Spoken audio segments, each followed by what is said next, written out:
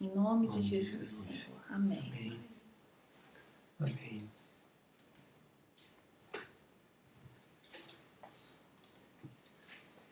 Amém. Quero dar boa noite àqueles que chegaram depois, que a gente iniciou, que eu não pude falar. Dar boa noite lá no início, como sempre fazemos. Agradecer muito a Deus pela oportunidade que a gente tem de estar juntos, ainda que em cada um dos nossos lares. Eu creio, meu irmão, minha irmã, que a nossa vida em comunidade tem sido isso nesse momento, assim, pelo menos para mim, e eu queria muito que fosse para vocês, muito mesmo, a certeza de que nós não estamos sós. E é uma certeza que não vem pela minha capacidade, porque por minha capacidade todos os dias eu ia acordar muito triste, preocupado e ansioso. É assim que nós somos, é assim que eu sou. Mas porque Ele é bom e generoso, Ele tem me capacitado e capacitado a nossa casa a viver, ainda que em tempos difíceis, viver uma vida alegre na presença do Senhor. Eu vivo aqui brincando com a Carol, ela vai ficar gravado. Vivo brincando com a Carol, vivo brincando com a Ana, a gente está brincando uns com os outros aqui. Não quer dizer que a gente está vivendo uma realidade poliana, não. A gente sabe do momento, da dificuldade, a gente também chora, a gente também fica chateado, triste, mas pela generosidade de Deus tem sido um bom momento. E eu oro muito para que você também esteja vivendo isso, pela graça e bondade de Deus. Amém? Queria então te convidar a acompanhar comigo o texto da nossa meditação hoje, que está ali no Evangelho de João, capítulo 11, versos de 1 a 4.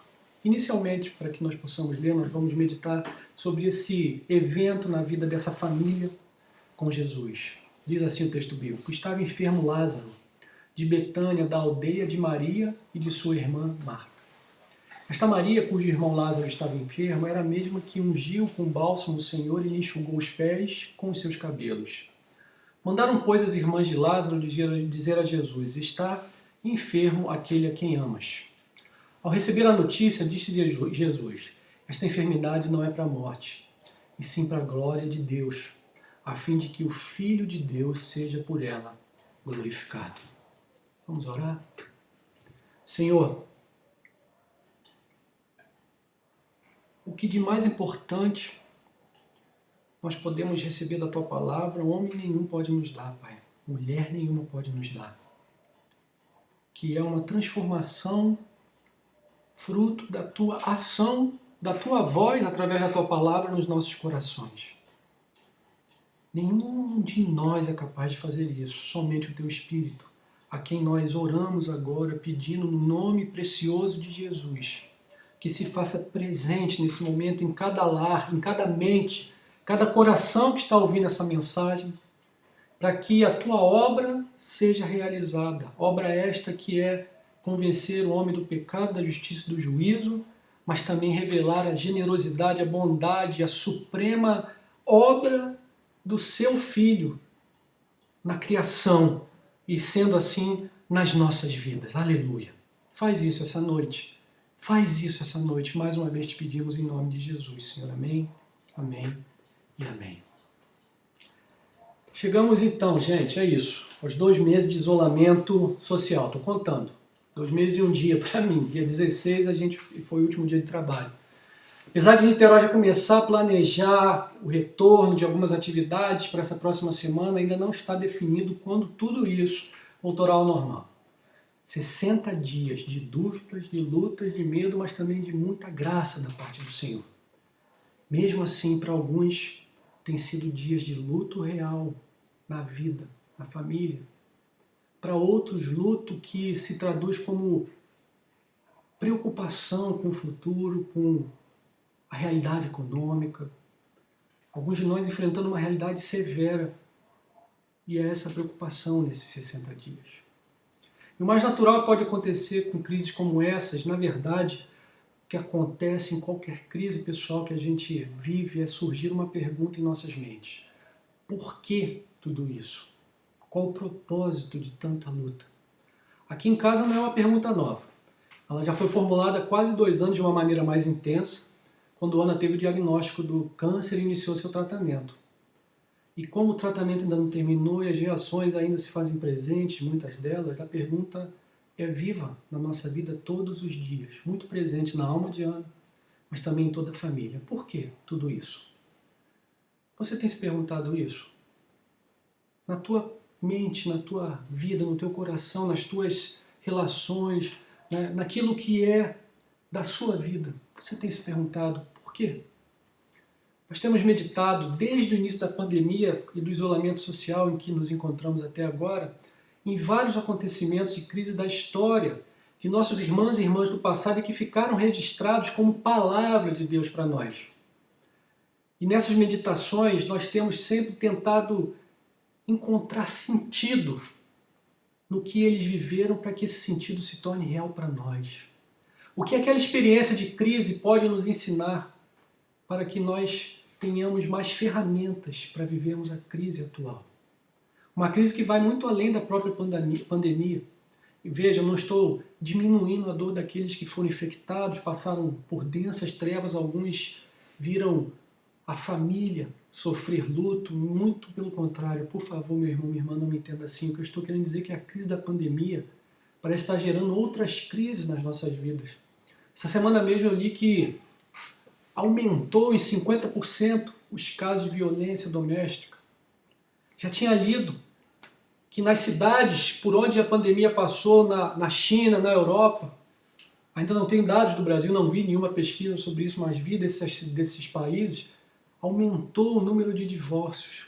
Assim, o que o passado pode nos ensinar para o presente e o futuro das nossas sociedades, a começar da nossa micro-sociedade, que é a nossa vida e a família? Essa é a pergunta que temos orientado até aqui. E hoje eu gostaria de meditar a partir da crise da família de Lázaro, Marta e Maria. Como lemos no texto do início da mensagem, Lázaro estava doente. Na sequência, nós vamos ver que ele veio a falecer. Uma crise muito semelhante àquela que muitos estão vivendo hoje. E assim, o que nós podemos aprender desse momento da família para vivermos melhor os nossos dias? Vamos comigo? Primeira coisa que eu creio que podemos aprender aqui, dentre tantas outras, esse texto é riquíssimo, riquíssimo. Ficaríamos aqui muitos minutos, talvez horas, meditando sobre ele, mas queria destacar algumas coisas, e a primeira dela é: ser de Jesus não nos isenta das dores. Ser de Jesus não nos isenta das dores. E veja aqui o texto. Essa irmã cujo irmão Lázaro estava enfermo, era a mesma que ungiu com bálsamo o Senhor e lhe enxugou os pés com seus cabelos. Mandaram, pois, as irmãs de Lázaro dizer a Jesus: Senhor, está enfermo aquele a quem amas. E já era uma família conhecida de Jesus. Lucas, no seu evangelho, também registrou: ora, quando iam de caminho, entrou Jesus numa aldeia e certa mulher, por nome Marta, o recebeu em sua casa. Tinha esta uma irmã chamada Maria, a qual, sentando-se aos pés do Senhor, ouvia sua palavra. Ou seja, já era uma família conhecida. E veja que João deixa registrado, veja como João deixa registrado como era uma família importante para Jesus. O texto diz que estava enfermo aquele a quem Jesus amava.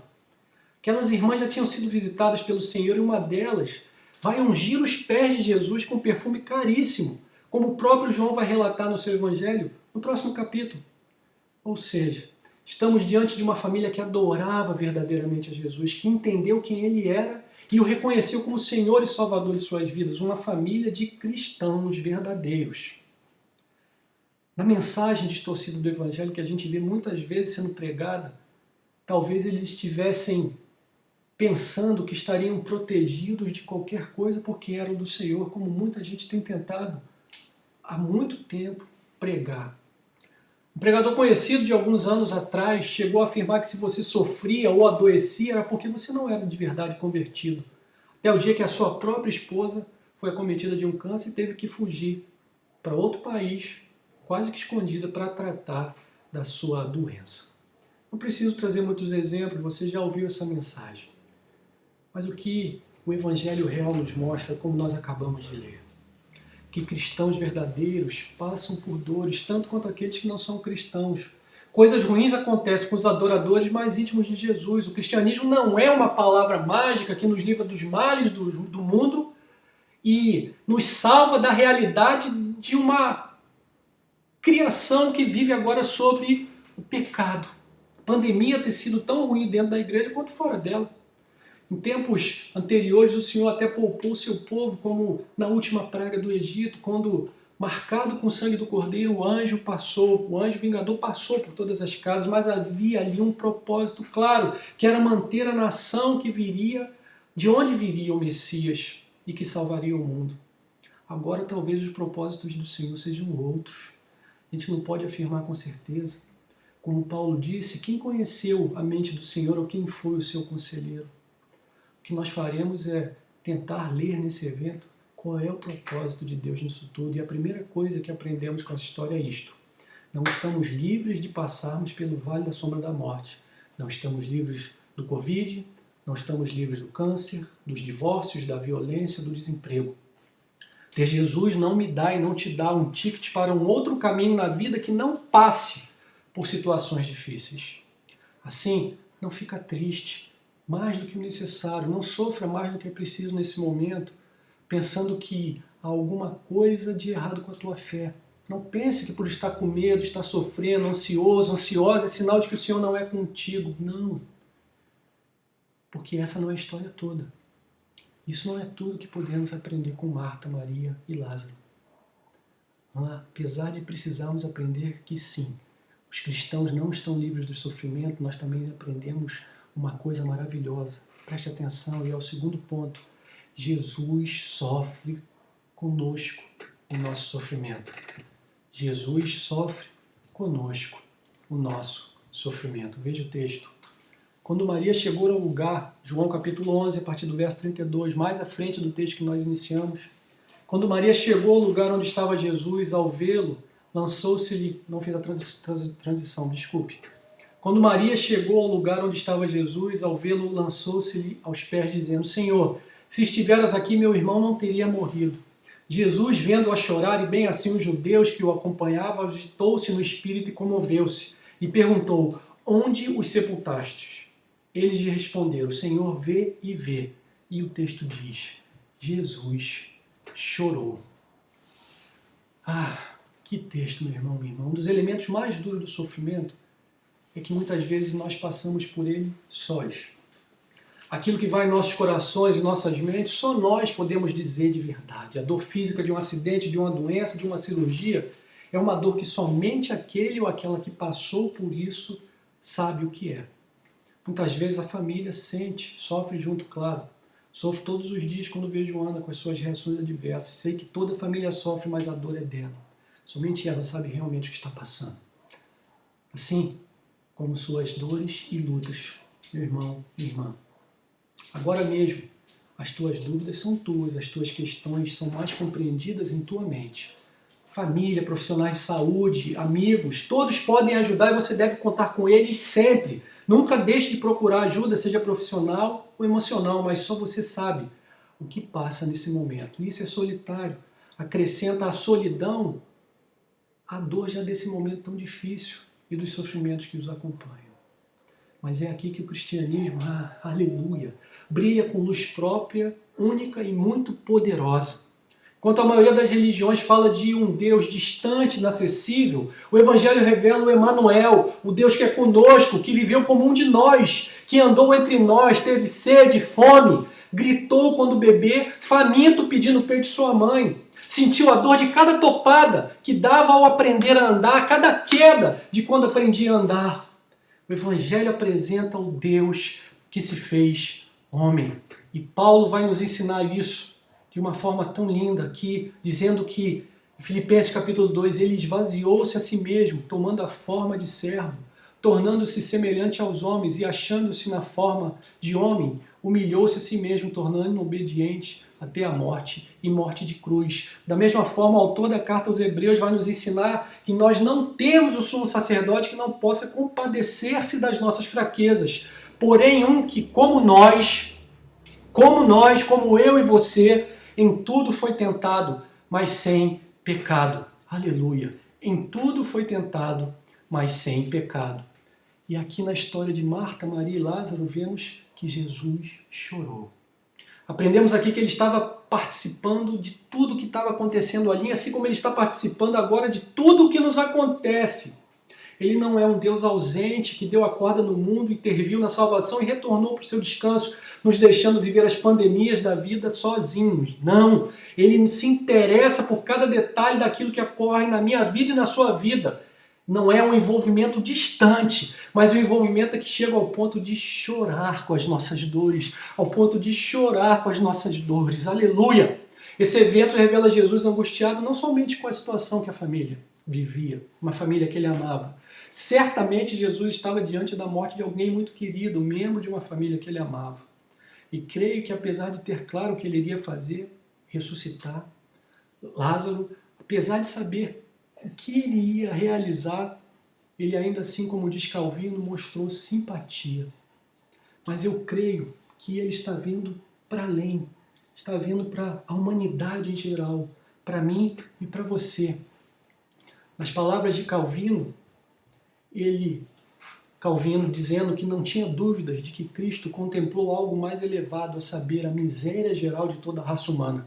Assim, quando ele está prestes a ressuscitar Lázaro, antes de conceder libertação ou ajuda, pelo gemido de seu espírito, por um forte sentimento de tristeza e por lágrimas, ele mostra que é tão afetado por nossas angústias como se as tivesse sofrido em sua própria pessoa, como as tivesse sofrido em sua própria pessoa. Oh. Agora mesmo Cristo sofre com cada família enlutada. Apesar de ele ver a história como todo, apesar de agora mesmo ele estar com os seus que foram mortos agora mesmo, o Senhor Jesus está com os seus que já foram recolhidos por ele, desfrutando da alegria de estar na presença do Senhor, ainda assim ele sofre diante da luta da humanidade, da minha luta e da tua luta.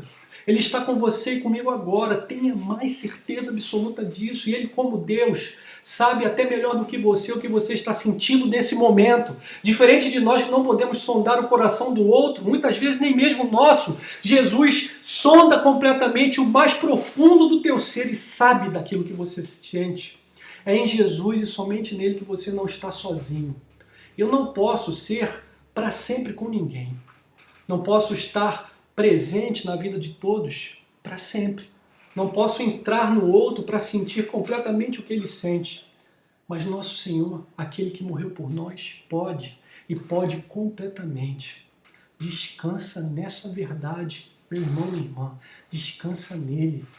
Isso não vai te livrar da ansiedade do momento, mas vai te ajudar a experimentá-la e a passar por esses dias de uma maneira mais firme. Porque vai te dar certeza de que você não está passando pela ansiedade, seja pelo motivo que for, sozinho. Seja pelo luto, seja pela doença, ou nem mesmo pela morte. Ele é contigo em tudo. Creia nisso. Descansa teu coração nessa realidade. Descansa. Pede a Ele fé para experimentar esse momento com Ele. Porque Ele já está aqui. Às vezes falta a nós perceber essa realidade que Ele é conosco. Ele não falha. Nós é que temos uma fé fraca. Então, peça a Deus fé para saber que Ele está presente agora com você, aonde você estiver. Sabe por quê? Porque Ele é o motivo e o propósito de tudo. E é isso que nos leva ao aprendizado final. A terceira coisa que nós aprendemos nessa história é que a glória de Deus a partir de Jesus é o propósito maior de tudo. A glória de Deus a partir de Jesus é o propósito maior de tudo. Veja no verso 4. Jesus, porém, ao ouvir isto, disse: essa enfermidade não é para a morte, mas para a glória de Deus, para que o Filho de Deus seja glorificado por ela.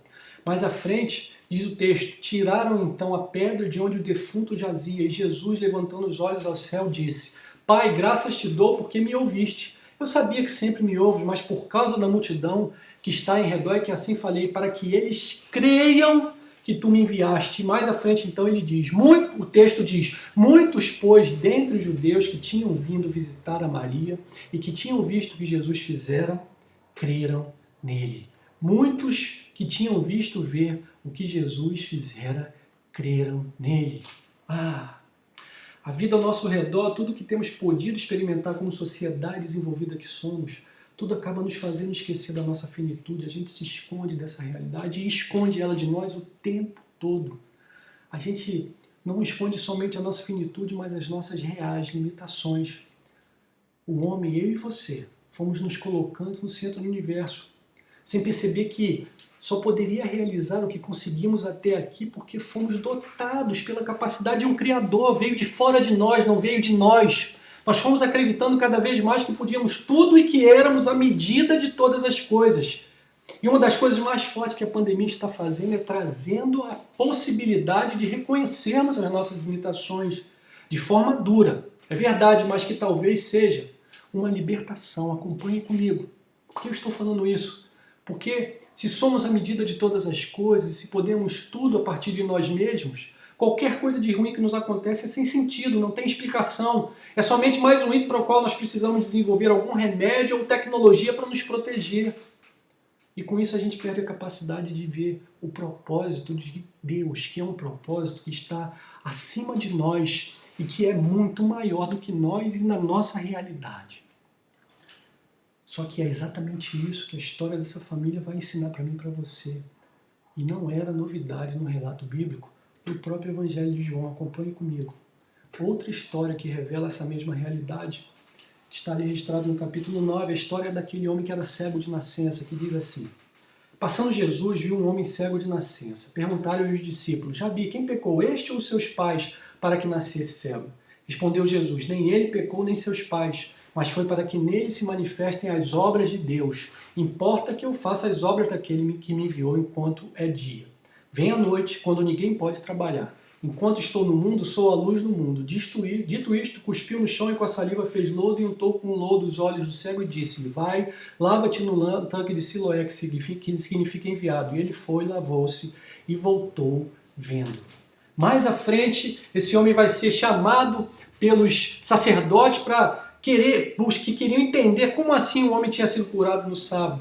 E aí, esse homem responde em uma das perguntas que foi feita para ele da seguinte forma, lá no verso 29.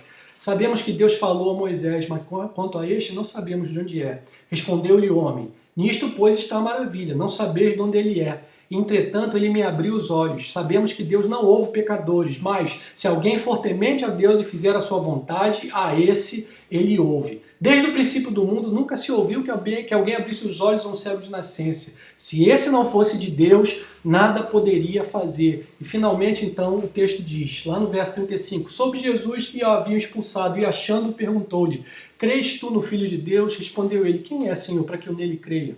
Disse-lhe Jesus: Já ouviste, e é ele quem fala contigo. Disse o homem: Creio, Senhor, e o adorou. Creio, Senhor, e o adorou. Se você pudesse perguntar para aquele homem, se pudesse estar naquele momento e perguntar se ele queria esse caminho, nascer cego, para que depois de muitos anos, através da sua doença, ele pudesse ser curado e ser recebido como discípulo de Jesus, eu penso que a resposta seria não. Se você pudesse também perguntar a Marta e Maria se elas queriam que seu irmão morresse para que Jesus se revelasse aos judeus de forma mais clara através da sua morte, não tenho dúvidas de que a resposta também seria não. Porque todos nós pensamos a partir de nós mesmos, da nossa realidade, da nossa finitude. Apesar de nem sempre reconhecermos essa é a realidade, apesar de nem sempre percebermos que pensamos assim, estamos limitados a nós mesmos. Mas sendo Jesus Deus com Deus, Ele vê completamente. Os limites da minha finitude, da tua finitude, não estão presentes em Deus. Jesus está acima do tempo. Assim, Ele viu um menino nascer cego e ser curado por Ele no mesmo momento. Da mesma forma, viu Lázaro morrer e ressuscitar como um evento único. As famílias estavam dentro dos eventos, como eu e você estamos nos eventos de agora, e só poderiam ver minuto após minuto, ano após ano. Jesus, não. Ele via ver completamente. Então, com toda a limitação de um ser humano que eu sou, olhando para tudo isso que estamos passando hoje, e para as histórias do Evangelho, e essa e mais especificamente, eu creio que podemos ver que Deus tem um propósito maior em todas as coisas. Ele está no controle o tempo todo. O acontecimento com Lázaro permitiu que muitos judeus ainda incrédulos quanto a Jesus ser o Messias passaram a crer nele. Eu e você podemos pensar assim: Mas Deus podia ter feito de tantas formas, Ele podia agir sobrenaturalmente na mente daqueles homens e mulheres, levando-os a crer. Não precisava a família nem Lázaro passar por essa dor tão intensa, eu não tenho dúvidas disso. Mas como disse Paulo, quem conheceu a mente de Jesus? Quem pode, como ele, ter a visão toda da história, o início, o meio e o fim? Quem tem a capacidade de juntar tudo o que acontece em todos os lugares, de todas as épocas diante de si, para conduzir todas as coisas para um fim bom, que é o que ele disse que faria por mim e por você, que está fazendo agora. Você lembra? Eu aqueci os pensamentos bons que tenho a respeito de vocês, para que vocês tenham o destino que querem, e é o perfeito. Qual é esse? Estar com Deus, aleluia! Agora mesmo na pandemia, Jesus está fazendo a mesma coisa, conduzindo tudo para que seu nome seja glorificado. E é em Jesus que o nome do Pai é glorificado. Não há dúvida que esse momento tem sido muito poderoso para apontar os corações para Jesus. Não posso afirmar tudo que Deus está realizando, mas eu posso dizer uma coisa: a pandemia é um sinal de Deus para que eu e você possamos vê-lo de uma forma mais clara, mas principalmente para que aqueles que não creram em Jesus possam crer. Para aqueles que ainda não tinham percebido a Jesus por causa da sua vida em si mesmada, por causa da realidade que foi escondendo a nossa finitude e as nossas limitações, possam agora, com uma visão mais clara que somos limitados, ver a Jesus. Então, meu amigo, minha amiga, você que está vendo esse vídeo agora, você que está presente agora nessa transmissão online, esse é o dia que o Senhor fez para te levar a Ele. Esse é o dia que o Senhor fez para te levar a Ele. Veja que esse evento deixou registrado uma das verdades, uma das frases mais poderosas. Respondeu-lhe Jesus: teu irmão há de ressuscitar. Disse-lhe Marta: sei que ele há de ressuscitar na ressurreição no último dia. Declarou-lhe Jesus: presta atenção nisso. Eu sou a ressurreição e a vida. Quem crê em mim, ainda que morra, viverá. E todo aquele que vive e crê em mim, jamais morrerá. Crês nisso? Eu sou a ressurreição e a vida, disse Jesus. Quem crê em mim, ainda que morra, viverá. E todo aquele que vive e crê em mim, jamais morrerá. Você que está assistindo esse vídeo agora, crê nessa realidade? Crê nessa verdade? Ele está fazendo essa pergunta para você agora. Você sempre pensou estar no controle. O vírus te mostrou que você não está. O Evangelho revela que o Criador do Universo, aquele que realmente tem o controle de tudo, veio habitar entre nós, se fez homem, viveu e morreu para que os meus pecados e os teus pecados pudessem ser lançados sobre ele. Mas mais ainda, ele ressuscitou. E ressurreto te pergunta hoje: eu sou a ressurreição e a vida. Quem crê em mim, ainda que morra, viverá. E todo aquele que vive e crê em mim, jamais morrerá. Crês isto? Crês isto, meu irmão, minha irmã, meu amigo, minha amiga? Que a pandemia possa abrir os nossos olhos para essa realidade. E você que já crê no Senhor, que esse momento possa ser um momento em que a tua fé é refinada de uma maneira plena.